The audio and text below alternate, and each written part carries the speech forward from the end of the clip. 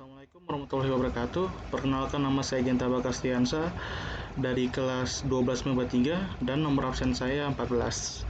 Di sini saya akan mempresentasikan permasalahan dan kebijakan politik dan ekonomi Indonesia pada masa Kabinet Wilopo.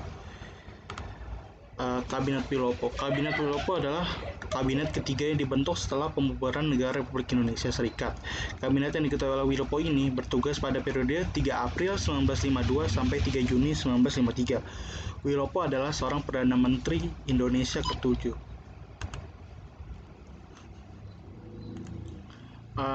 Latar belakang. Terbentuknya Kabinet Wilopo ini didasari dengan bubarnya Kabinet Sukiman Suwiryo yang terjerat kasus MSA. Pada tanggal 1 Maret 1952, Soekarno menunjuk Sidik Jojo Soekarto dari Partai PNI dan Prawoto Mankusasmito dan Partai Masyumi untuk menjadi formatur kabinet. Soekarno berharap ditunjuknya kedua tokoh politik ini dapat membangun kabinet yang kuat serta mendapat dukungan cukup dari parlemen. Namun, keinginan Soekarno tidak dapat terpenuhi karena Sidik dan Prawoto tidak mendapat dukungan penuh dari parlemen. Sidik dan Prawoto kemudian mengembalikan mandatnya kepada Presiden. Pada 19 Maret 1952, Soekarno akhirnya menunjuk Wilopo sebagai formatur kabinet yang baru. Kabinet Wilopo ini menjadi kabinet Zeken, artinya kabinet ini berisikan jajaran para tokoh yang ahli dalam bidangnya, bukan hanya dari partai politik tertentu. Selanjutnya ini adalah susunan pemerintah pada Kabinet Wilopo. Silakan kalian lihat, di sini ada 16.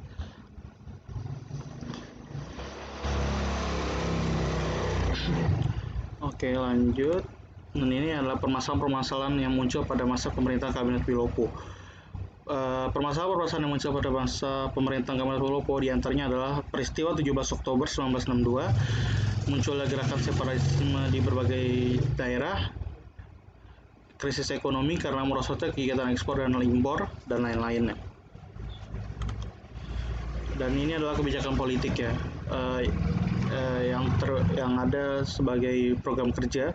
Pada masa Kabinet Wilopo bertugas, Wilopo merumuskan 6 program kerja, yang gitu organisasi negara, melaksanakan pemilihan umum untuk konstituante dan dewan-dewan daerah, menyelesaikan penyelenggaraan dan mengisi otonomi daerah, menyederhanakan organisasi pemerintah pusat. Yang kedua ada kemakmuran, memajukan tingkat penghidupan rakyat dengan mempertinggi produksi nasional, terutama bahan makanan rakyat, melanjutkan usaha perubahan agrarian. Yang ketiga ada keamanan, menjalankan segala sesuatu untuk mengatasi masalah keamanan dengan kebijaksanaan sebagai negara hukum dan menyempurnakan organisasi alat-alat kekuasaan negara, serta memperkembangkan tenaga masyarakat untuk menjamin keamanan dan ketentraman. Yang keempat ada perburuhan, memperlengkapan perundang-undangan perburuhan untuk meninggikan derajatnya kaum buruh guna menjamin proses produksi nasional. Yang kelima ada pendidikan dan pengajaran, mempercepat usaha-usaha perbaikan untuk pembaruan pendidikan dan pengajaran. Yang terakhir ada luar negeri, mengisi politik luar negeri yang bebas dengan aktivitas yang sesuai dengan kewajiban kita dalam kekeluargaan bangsa-bangsa dan dengan kepentingan nasional menuju perdamaian dunia. Menyelesaikan penyelenggaraan perhubungan Indonesia dan Netherlands atas dasar Unity Statute menjadi hubungan berdasarkan perjanjian internasional biasa yang menghilangkan hasil-hasil KMB yang merugikan rakyat dan negara, meneruskan perjuangan memasukkan Irian Barat dalam wilayah Indonesia secepatnya. Dan yang terakhir ada kebijakan ekonominya. Kebijakan Kabinet Wilopo di bidang perburuhan dan ekonomi dipengaruhi oleh latar belakang politik Wilopo yang pernah mengisi jabatan di 2 kementerian tersebut. Pemogokan yang sering terjadi sebelumnya dapat diatasi dengan menyusun undang-undang perburuhan yang tujuannya untuk meningkatkan kesejahteraan kaum buruh. Di bidang ekonomi, Kabinet Wilopo mengeluarkan kebijakan ekspor dan impor untuk meningkatkan produksi dan pemenuhan produksi nasional. Sekian dari saya. Kalau ada kesalahan kata mohon dimaafkan. Wabillahi wal taufiq hidayah. Wassalamualaikum warahmatullahi wabarakatuh.